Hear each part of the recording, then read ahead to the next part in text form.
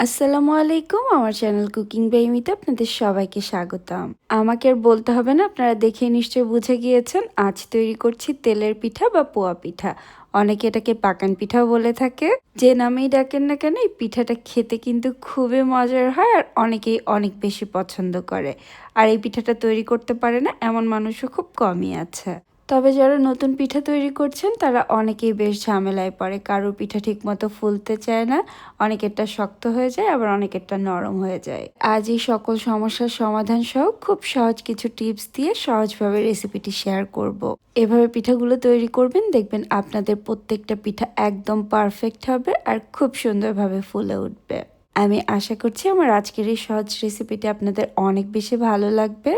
এখন কথা না বাড়িয়ে পুরো রেসিপিতে চলে যাচ্ছি। পিঠা তৈরি করার জন্য প্রথমে এখানে একটা বড় বলে আমি নিয়ে নিচ্ছি 3 কাপ চালের গুঁড়া।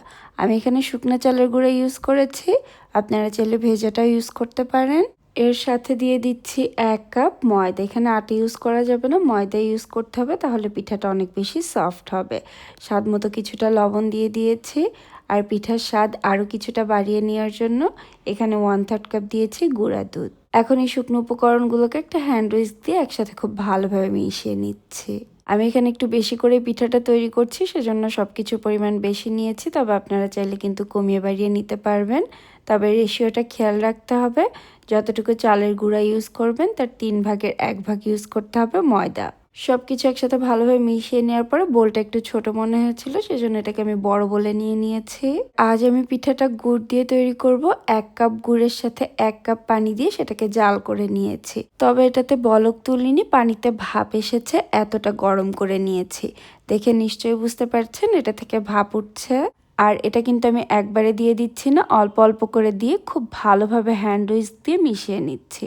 এই ব্যাটারটা যতটা পারফেক্টভাবে তৈরি করতে পারবেন পিঠাগুলো ততটাই ভালো হবে। সেজন্য চেষ্টা করবেন একটু সময় নিয়ে ব্যাটারটা তৈরি করে নেওয়ার জন্য। 1 কাপ গুড় এবং 1 কাপ পানি দেওয়ার পর এখানে আমি আবারও পানি দিয়ে দিচ্ছি, আর এটাও কিন্তু গরম পানি। আর আমার টোটাল এখানে 4 কাপের মতো পানি লেগেছে, তবে আপনাদের কিন্তু কিছুটা কম বেশি লাগতে পারে। যদি ভেজা চালের গুঁড়া ইউজ করেন তাহলে কিছুটা কম লাগবে। আর আমি পানি দিয়ে ব্যাটারটা তৈরি করছি, আপনারা চাইলে কিন্তু দুধ দিয়েও একইভাবে ব্যাটারটা তৈরি করে নিতে পারেন। সেক্ষেত্রে গুঁড়া দুধ দেওয়ার প্রয়োজন হবে না, তখন তরল দুধ ইউজ করতে পারবেন। আমি গুড় দিয়ে পিঠাটা তৈরি করছি, তবে আপনারা চাইলে কিন্তু চিনি দিয়েও একইভাবে তৈরি করে নিতে পারেন। আর মিষ্টিটা আপনারা আপনাদের স্বাদ মতো কমিয়ে বাড়িয়ে নেবেন।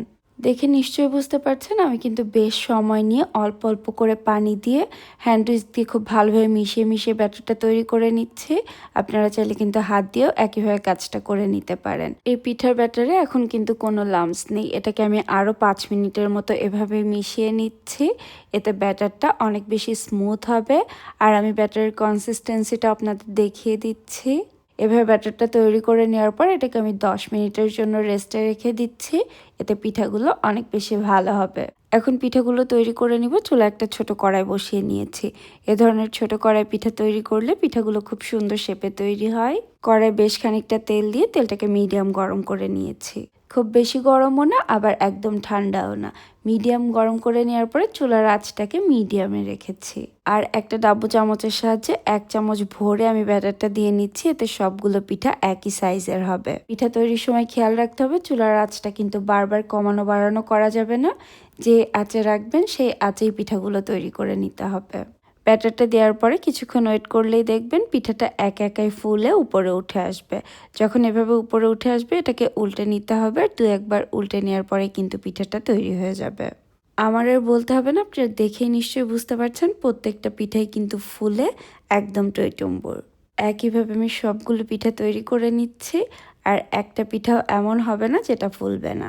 আমি রেসিপিতে যেভাবে দেখিয়েছি আপনারা যদি ঠিক এভাবে ট্রাই করেন, আশা করছি আপনাদের পিঠাগুলো একদম পারফেক্ট হবে। যদি এভাবে ট্রাই করে থাকেন আমাকে কমেন্ট সেকশনে জানাবেন আপনাদের কেমন লাগলো। একসাথে বেশ কিছু পিঠা তৈরি করে নিয়েছে, আর এগুলো দেখে নিশ্চয়ই বুঝতে পারছেন এগুলো কতটা সুন্দর হয়েছে।